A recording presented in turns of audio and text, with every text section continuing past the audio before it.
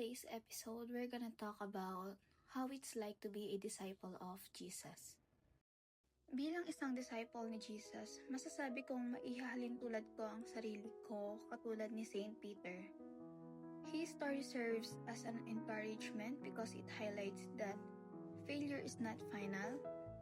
Peter's mistakes were not the end of his story.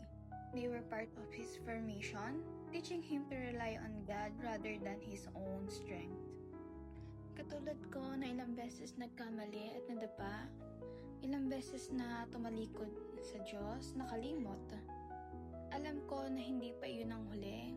Alam ko meron pang pag-asa para mag-grow bilang isang individual, physically, mentally, and spiritually. Dumaan din ako sa puntong para akong naging si Saint Judas Iscariot na naging spiritually blind, unrepentant, and ultimately separated from God. Pero masasabi ko ngayon ay nagbago na, natuto na. Hindi man ako katulad ng iba na super active sa mga church events. Pero alam kong dadating din tayo sa panahon na yon. Sa ngayon, baby steps, paunti-unti yung pag-serve ko. Hindi man directly sa church, but sa community. Kaya sa mga taong nakakaranas ng spiritually lost, sana ay makaalis din kayo sa pace na yan.